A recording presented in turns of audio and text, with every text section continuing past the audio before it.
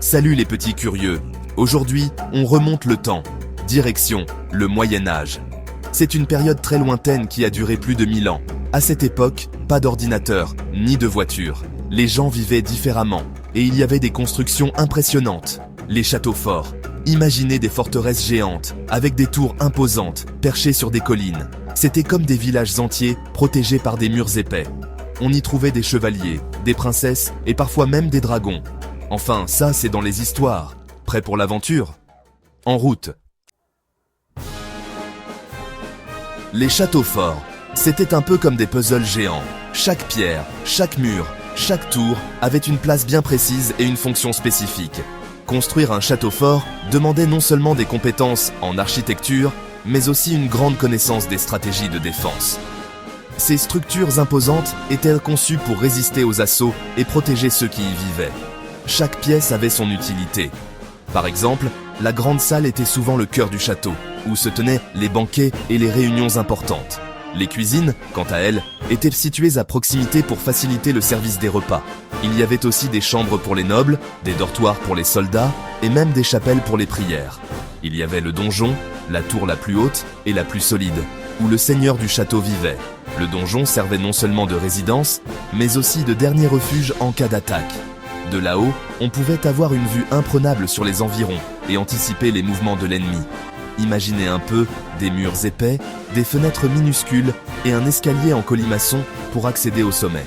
Ces escaliers en colimaçon étaient conçus de manière à rendre la montée difficile pour les assaillants, tout en offrant une défense efficace aux habitants du château. On trouvait aussi les remparts, ces grands murs qui entourèrent le château.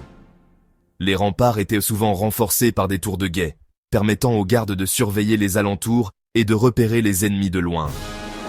Ces murs imposants étaient une première ligne de défense essentielle, et le chemin de ronde, d'où les soldats surveillaient les alentours. Le chemin de ronde permettait aux défenseurs de se déplacer rapidement d'un point à un autre, tout en restant protégés par les créneaux. C'était un élément crucial pour la défense active du château. Et n'oublions pas le pont-levis, cette porte spéciale qui se levait et s'abaissait pour laisser entrer les amis et bloquer les ennemis.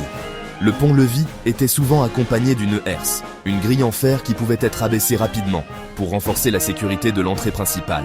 Pas facile d'attaquer un château fort, vous ne trouvez pas? Les assaillants devaient faire face à de nombreux obstacles, les douves, les remparts, les tours de guet et bien sûr, les défenseurs déterminés à protéger leur forteresse. Chaque détail de la construction d'un château fort était pensé pour maximiser la défense et minimiser les chances de succès des attaquants.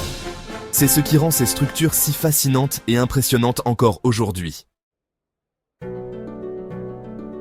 Le donjon, c'était un peu comme le cœur du château. C'est là que vivait le seigneur avec sa famille.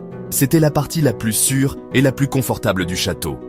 Imaginez des pièces immenses, avec des cheminées pour se réchauffer pendant l'hiver, des tapisseries colorées sur les murs et de grandes tables pour les banquets. Au sommet du donjon, on trouvait souvent une plateforme, d'où l'on pouvait voir très loin. De là-haut, on pouvait surveiller les environs et repérer les ennemis qui approchaient. Impressionnant, n'est-ce pas?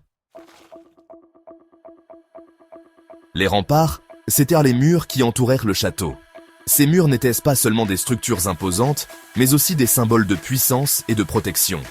Ils représentaient la première ligne de défense contre les envahisseurs et les assaillants. Les châteaux médiévaux étaient souvent construits sur des hauteurs ou des collines, ce qui rendait l'accès encore plus difficile pour les ennemis. Ils étaient très hauts et très épais, pour empêcher les ennemis d'entrer. Ces murs pouvaient atteindre des hauteurs vertigineuses, souvent de plusieurs dizaines de mètres. Leur épaisseur variait, mais certains murs pouvaient mesurer jusqu'à 5 mètres de large. Cette solidité était essentielle pour résister aux attaques de béliers et autres engins de siège. Imaginez des murs de plusieurs mètres d'épaisseur, construits avec d'énormes blocs de pierre. Ces pierres étaient souvent extraites de carrières locales et transportées jusqu'au site du château. La construction de ces murs demandait un savoir-faire exceptionnel et des années de travail acharné. Les maçons médiévaux utilisaient des techniques avancées pour s'assurer que chaque pierre s'emboîtait parfaitement avec les autres. Impossible de les franchir sans une bonne échelle ou un trébuchet géant. Les assaillants devaient souvent recourir à des stratégies ingénieuses pour tenter de pénétrer dans le château. Les échelles de siège étaient longues et robustes, mais les défenseurs les repoussaient souvent avec des jets de pierre ou d'huile bouillante. Les trébuchets, quant à eux, pouvaient lancer des projectiles énormes pour tenter de briser les murs. En haut des remparts, il y avait le chemin de ronde, un chemin étroit protégé par des créneaux.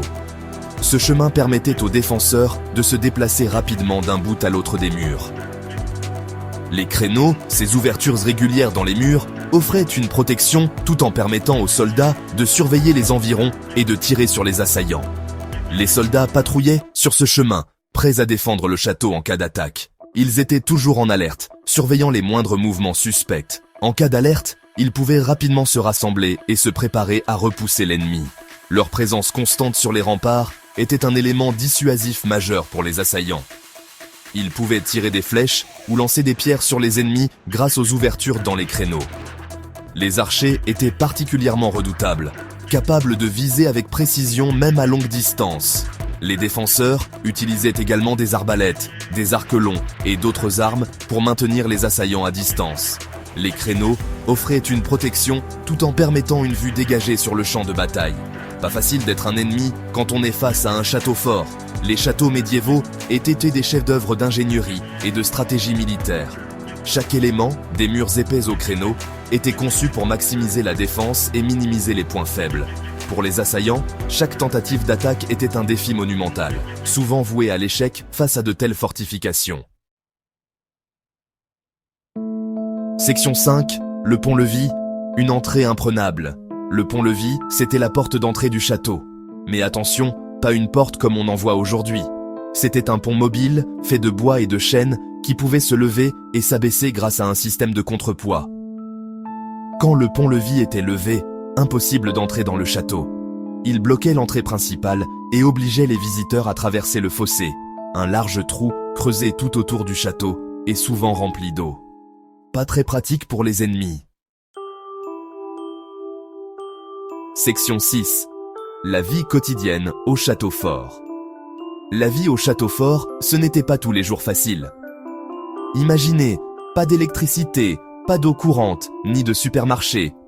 On mangeait surtout de la viande, du pain et des légumes, et on buvait de l'eau ou du vin. Les gens travaillaient dur. Les hommes s'occupèrent des réparations, de la chasse et de la défense du château, tandis que les femmes cuisinaient, cousaient et s'occupèrent des enfants. On s'éclairait avec des bougies et des torches et on se chauffait grâce aux cheminées. C'était une vie simple, mais pleine de défis. Section 7. Les chevaliers, de courageux guerriers. Les chevaliers, c'était un peu les super-héros du Moyen-Âge. Vêtus de leur armure étincelante, ils combattèrent pour défendre leur seigneur et leur royaume. Ils étaient formés dès leur plus jeune âge à l'art de la guerre. Imaginez, apprendre à manier l'épée, la lance et le bouclier, monter à cheval et connaître les règles de la chevalerie. Les chevaliers étaient censés être courageux, loyaux et généreux. Ils devaient protéger les plus faibles et respecter un code d'honneur très strict, de vrais modèles pour l'époque. Section 8. L'entraînement des chevaliers, une vie de discipline. Devenir chevalier, ce n'était pas de tout repos. L'entraînement commençait dès l'âge de 7 ans. Les jeunes garçons quittaient leur famille pour devenir des pages à la cour d'un seigneur. Ils apprenaient les bonnes manières, servaient les chevaliers et s'entraînaient au combat. Vers 14 ans, ils devenaient écuyers. Ils étaient alors responsables de l'équipement d'un chevalier et l'assistaient lors des tournois et des batailles. Ce n'est qu'à l'âge adulte, après de nombreuses épreuves, qu'ils étaient enfin adoubés chevaliers par leur seigneur. Section 10. Et si on imaginait son propre château? Alors, les enfants, cette aventure au Moyen-Âge vous a plu. Imaginez-vous en train de vivre à cette époque fascinante, entouré de chevaliers courageux et de princesses élégantes.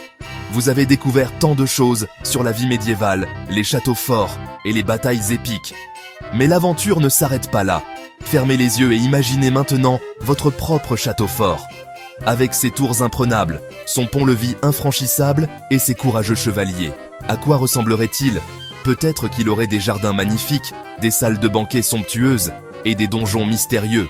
Pensez aux couleurs, aux textures et aux sons que vous pourriez entendre dans votre château. N'hésitez pas à le dessiner. Utilisez votre imagination pour créer chaque détail.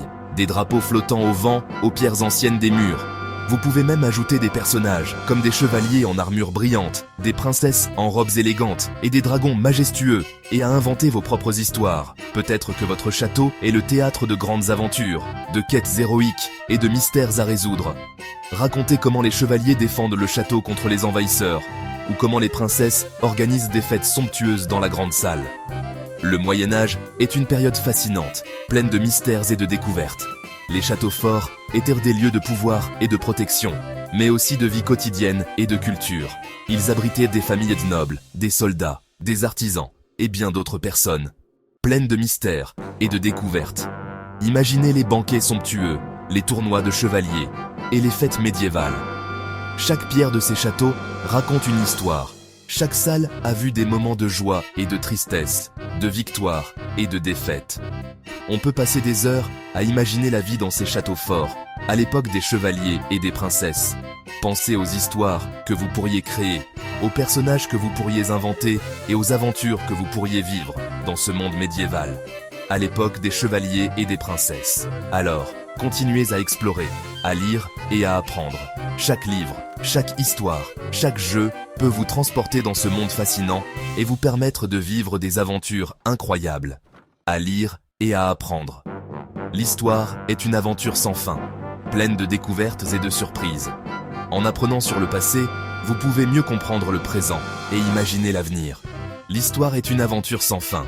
Alors, prenez vos crayons, ouvrez vos livres et laissez votre imagination vous emmener dans le monde merveilleux des châteaux forts et des chevaliers. Qui sait quelles aventures vous attendent ?